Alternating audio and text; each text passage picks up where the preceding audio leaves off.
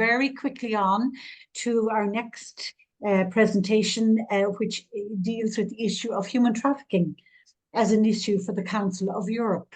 And we are very fortunate, through a lot of hard work by people before us, that Renate enjoys participatory status at the Council of Europe. And that was hard earned, and we maintain our status through a lot of work and a lot of representation by two people who represent the network, Dr. Mary McHugh and Marie-Christine Davy. And Mary and Marie-Christine have joined together to give an overview of Renate and the work at the Council of Europe itself. And again, they've made very comprehensive preparation for us tonight. Mary is our representative, and Marie-Christine is the deputy representative.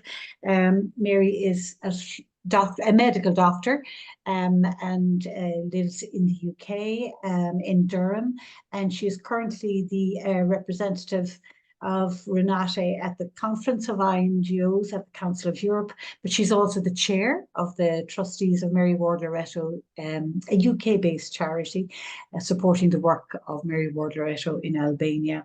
And Mary is also the convener of the Science, Health and Bioethics Committee of the National Board of Catholic Women in England and Wales, and in that same frame has been previously president of Andante, the European Alliance of Catholic Women's Organisations.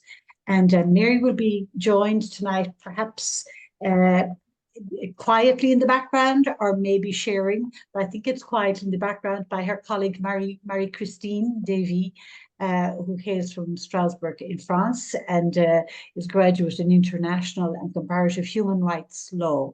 And Marie-Christine is also representing Renate at the Conference of INGOs at the Council of Europe. And there she is also a member of the following committees: on the rights of persons who are migrants, on the action for social rights, and on environmental and health crisis governance and solidarity issues.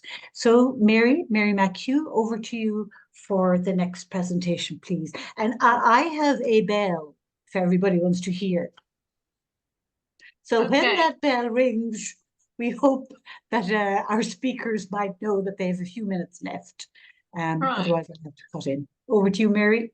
Okay, so I'm trying to share screen at the moment. I've got the screen up, but I don't quite know why. Is it shared?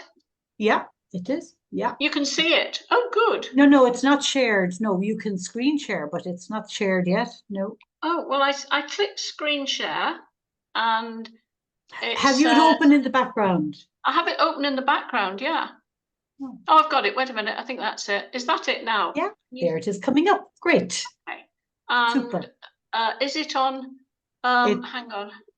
I need to put it on the slideshow thing. There you have it. Scoot over to your right. Oh, great. Okay, thank you. Sorry, I'm never very good at this techie stuff. It's all been invented beyond my time. Mary, I notice you have, I think you've probably about 25 or 30 slides. I'll go very quickly. Even if you had a minute each, that's 25 minutes. No, it won't be a minute each. It won't be a minute each. Okay. Okay, so I was asked to talk about the Council of Europe, and in relating it to the CSW, I looked at the Sustainable Development Goal 16, which was about access to justice for all, which Brian has covered, and building effective, accountable and inclusive institutions at all levels. And the theme of this year's CSW talks in one of the phrases within the whole long, complicated theme was strengthening institutions. So basically, that's what I'm going to talk about, as the Council of Europe is one of those institutions which needs to be strengthened, and how NGOs can work within to do that. As I've listed here, the targets of the SDG 16 do include trafficking, and I've listed those there, so you can read that. And one of the indicators that the SDG particularly requires is calculating the number of victims of human trafficking in any population as a way of monitoring. Okay, now the Council of Europe, I realise there are people on this call who know very much about the Council of Europe because they've heard us talk about it before, but also there are many from other parts of the world who don't know about the Council of Europe and get it confused with the European Union, which is a totally different thing. The Council of Europe is the European continent's leading human rights body, founded in 1949. It has 46 member states. Russia was expelled after the invasion of Ukraine. Previously, there were 47. And the only other one that's not a member is Belarus because of its human rights record. All the member states have signed the European Convention on Human Rights. The Council of Europe's role is to promote democracy, human rights, and rule of law, to set standards and monitor compliance. And it works with member states to address violence against women, child sex abuse, corruption, cybercrime, discrimination and racism, human trafficking, money laundering, organ trafficking, terrorism, and torture. This is the list that's on the as their website. If you ever want to have a look at it, you can find it. The Council of Europe protects freedom of speech, free elections, privacy and personal data, social rights, and also the rights of national minorities and minority languages. And it promotes democratic citizenship, human rights education, youth participation, and supports civil society, and specifically tackling future challenges such as artificial intelligence, bioethics, and the environment. The structure of the Council of Europe consists of the Secretary General, who is, if you like, the main administrator and the main person responsible, but there is a committee of ministers, which are the foreign ministers of each of the 46 countries that are members, the Parliamentary Assembly, which is people who represent the parliaments from each country, the Congress of Regional and Local Authorities, so people representing your local region will be delegates going to that Congress, and the Commissioner for Human Rights, who is an appointment of the Council of Europe. The European Court of Human Rights comes within the Council of Europe, and this oversees the implementation of the Convention on Human Rights in member states.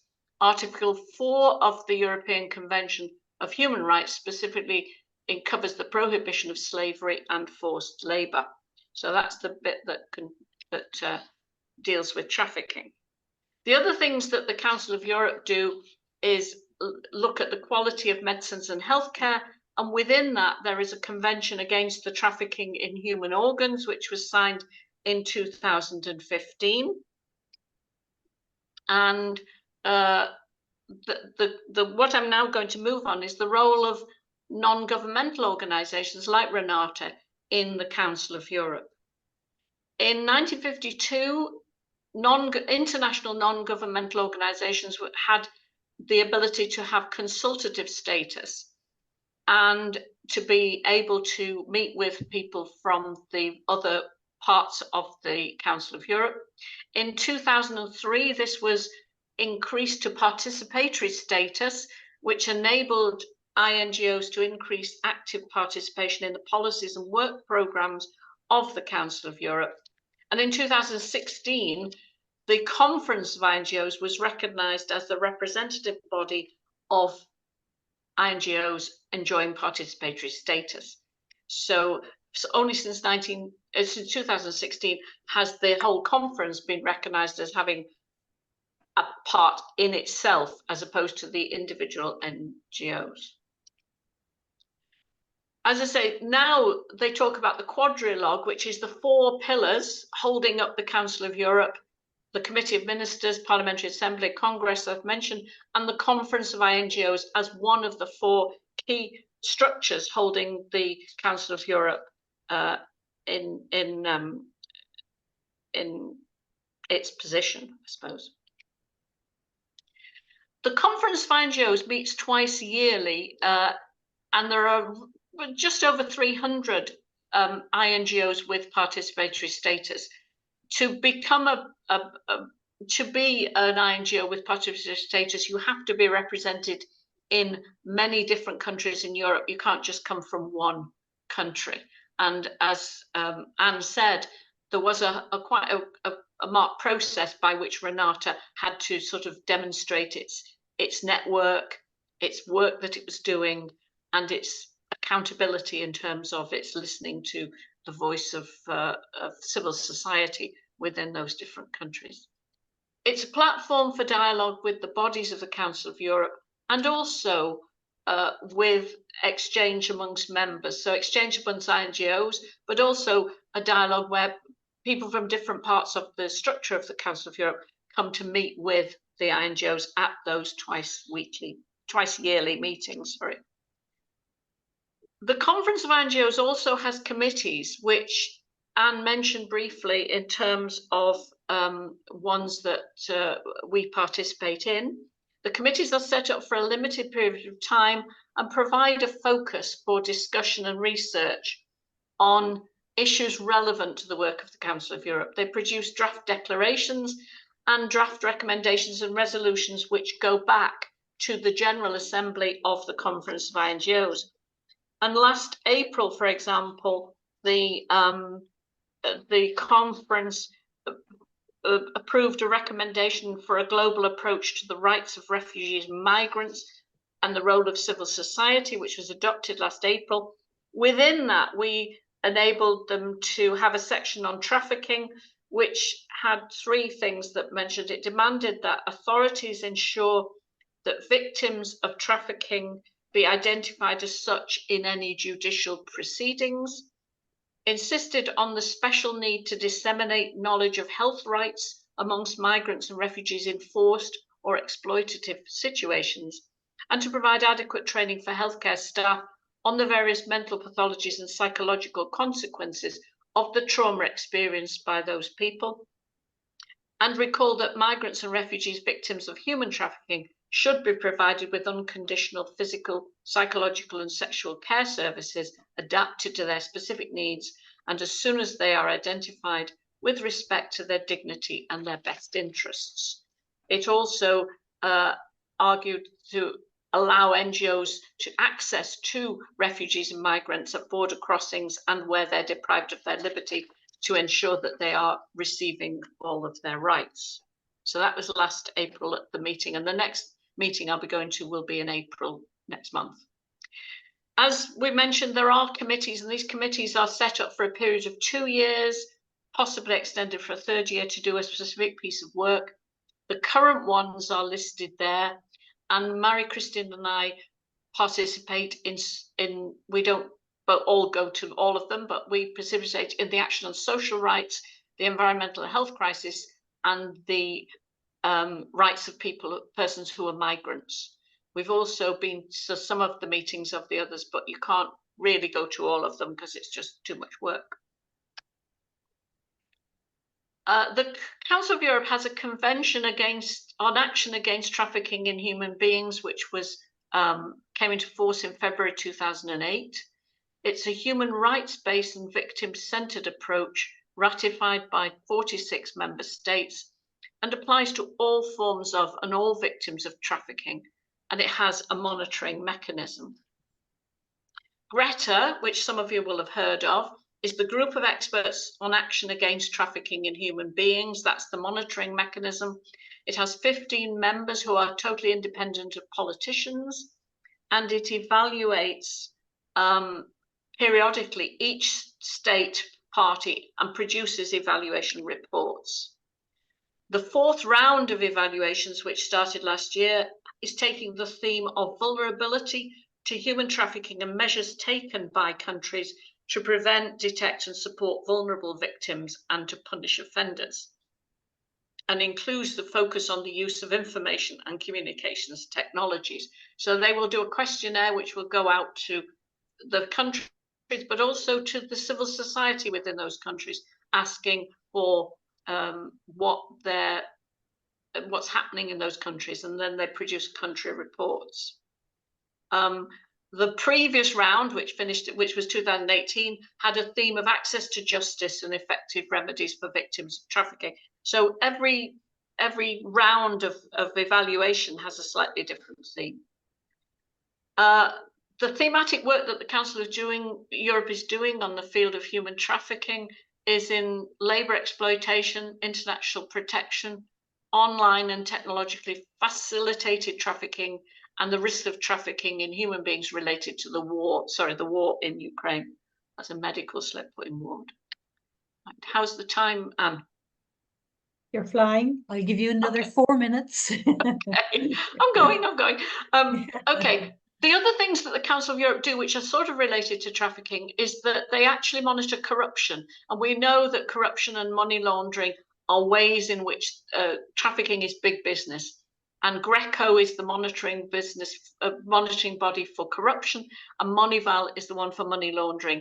So I think it's very important that you don't just look at it as a, if you like, from the point of view of victims, but also of the perpetrators, and see how the Council of Europe can act against them. Just briefly to mention also, in terms of the CSW, the Istanbul Convention, which is the Convention on the Prevention and Combating of Violence Against Women, and that has a monitoring mechanism called Grevio, and that is slightly different from the trafficking thing. The other thing that Council of Europe does, which could be quite useful for people in countries, is it does human rights education for legal professionals. It's called HELP, and it does free online courses on violence against women and domestic violence, access to justice for women, and for law enforcement officers, online courses on violence against women and domestic violence. So those may be of use where lawyers and legal assistants need some kind of online education. Okay. Renata has had participatory status at the Council of Europe since 2018, represented, as Anne said, by me and Marie-Christine. We have been members of committees like Action on Social Rights and the Rights of Patients and Migrants. Those are the ones we've been mainly active with. And we have co-organized with them webinars. There was one in 2020, which was on exploitative labor and trafficking into enforced labor. And we also did one on the risks of trafficking in the context of war in Ukraine, which Natalie was one of our speakers at, and that was really good to have somebody from Ukraine able to talk online to the people in Strasbourg. Future plans at the Council of Europe, we're planning a webinar on the risks of human trafficking and exploitation and the opportunities for prevention in the context of migration. And we also are working with other NGOs to form a specific committee of the Council of the Conference of NGOs on the subject of trafficking in human beings. But as I say, that is a complex process because you have to have a very clear program of what you want to do in those 2 years, and you've got to be up and running to start straight away once you get approval. So you can't sort of set up the committee and then think, now we've got a committee, what do we do now? So basically, that is my spiel on the Council of Europe, which is one of those institutions which a lot of people don't know about. It's very important in human rights and in rule of law. And those are two things that are particularly important for victims of human trafficking. Thank you.